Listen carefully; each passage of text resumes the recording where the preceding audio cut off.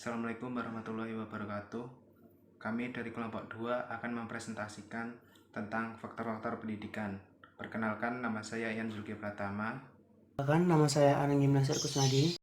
Perkenalkan, nama saya Adiningsi Lintang Sari. Saya Nur Ainis Karpitaloka. Dan saya Bunga Rizky Ayunda. Dalam aktivitas pendidikan, ada 7 faktor pendidikan yang dapat membentuk pola interaksi dari seorang anak. Ketujuh faktor tersebut meliputi: yang pertama, faktor tujuan. Setiap kegiatan apapun bentuk dan jenisnya selalu diharapkan kepada tujuan yang ingin dicapai. Begitu juga dengan pendidikan yang merupakan bimbingan terhadap perkembangan manusia menuju ke arah yang lebih baik. Maka para pendidik perlu memiliki arah atau tujuan yang jelas. Tujuan pendidikan nasional ialah untuk mencerdaskan kehidupan bangsa dan mengembangkan manusia Indonesia yang seutuhnya, dengan ciri-ciri sebagai berikut. Yang pertama, beriman dan bertakwa kepada Tuhan Yang Maha Esa. Yang kedua, berbudi pekerti luhur. Yang ketiga, memiliki pengetahuan dan keterampilan. Yang keempat, jasmani dan rohani. Yang kelima, memiliki kepribadian yang mantap dan mandiri. Dan yang terakhir, bertanggung jawab terhadap masyarakat dan bangsa.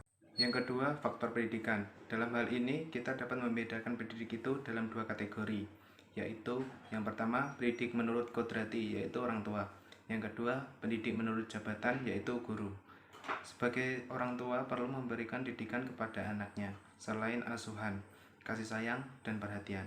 Karena secara kodrati anak dilahirkan oleh orang tuanya dalam keadaan yang tidak berdaya. Hanya dengan layanan dari orang tua, anak dapat berkembang dan dibantu oleh guru untuk mengembangkan sifat kemanusiaannya. 3. Faktor anak didik. Dalam pengertian umum, anak didik ialah setiap orang yang menerima pengaruh dari seseorang atau sekelompok orang yang menjalankan kegiatan pendidikan. Sedang dalam arti sempit, anak didik ialah anak atau pribadi yang belum dewasa yang diserahkan tanggung jawab kepada pendidik. Karena itulah anak didik memiliki beberapa karakteristik, di antaranya 1. Belum memiliki pribadi dewasa susila sehingga masih menjadi tanggung jawab pendidik. 2. Masih menyempurnakan aspek tertentu di kedewasaannya sehingga masih menjadi tanggung jawab pendidik. Dan yang terakhir, sebagai manusia memiliki sifat-sifat dasar yang sedang ia kembangkan secara terpadu menyangkut seperti kebutuhan biologis, rohani, sosial, intelijensi, emosi, kemampuan berbicara, dan perbedaan individual dan sebagainya.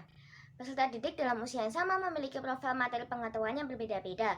Hal ini tergantung kepada konteks yang mendorong perkembangan seseorang. 4 konteks, yaitu lingkungan di mana peserta belajar secara kebetulan dan kadang-kadang, lingkungan di mana peserta didik belajar dengan sengaja dan dikehendaki, sekolah di mana peserta didik belajar mengikuti program yang ditetapkan, dan yang terakhir, lingkungan pendidikan optimal di sekolah yang ideal.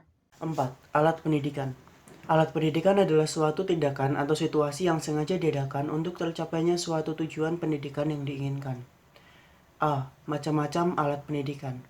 Alat pendidikan diantaranya gedung sekolah, perlengkapan sekolah, alat-alat pelajaran, dan fasilitas-fasilitas lainnya. Ditinjau dari segi wujudnya, maka alat pendidikan itu berupa 1. Perbuatan pendidik dan alat bantu. Perbuatan pendidik mencakup nasihat, teladan, larangan, perintah, pujian, teguran, ancaman, dan hukuman. Sedangkan untuk alat bantu mencakup barang-barang seperti meja kursi belajar, papan tulis, dan buku. Sementara itu, tindakan pendidikan yang merupakan alat pendidikan dapat ditinjau berdasarkan 3 sudut pandangan berikut. Pengaruh tindakan terhadap tingkah laku anak didik, akibat tindakan terhadap perasaan anak didik, dan bersifat melindungi anak didik. B. Dasar-dasar penimbangan penggunaan alat. Sangat penting memerhatikan pribadi yang menggunakan alat pendidikan tersebut, tidak sekadar persoalan teknis belaka, namun juga menyangkut persoalan batin atau pribadi pendidik. Dalam memilih alat pendidikan, ada beberapa hal yang perlu diperhatikan, yaitu tujuan yang ingin dicapai orang yang menggunakan alat, untuk siapa alat itu digunakan. 5. Faktor isi atau materi pendidikan. Yang termasuk dalam arti atau materi pendidikan ialah segala sesuatu oleh pendidik yang langsung disampaikan kepada peserta didik dalam rangka mencapai tujuan pendidikan. Dalam usaha pendidikan yang diselenggarakan di keluarga, di sekolah, dan di masyarakat, ada syarat utama dalam pemilihan materi pendidikan, yaitu materi harus sesuai dengan tujuan pendidikan dan materi harus sesuai dengan kemampuan peserta didik. Yang keenam, faktor lingkungan.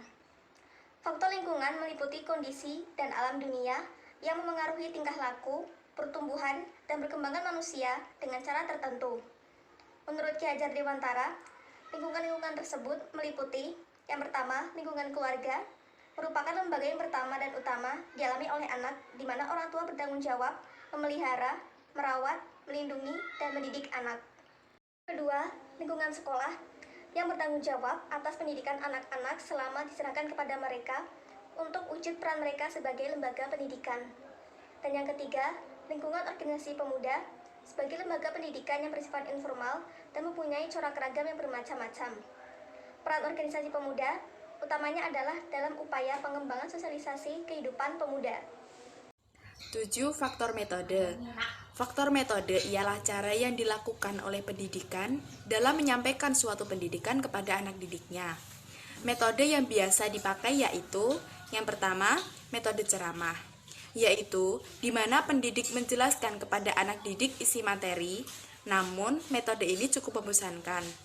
Yang kedua, metode diskusi, yaitu di mana anak didik diberikan materi oleh pendidik untuk dipresentasikan, lalu hasilnya didiskusikan.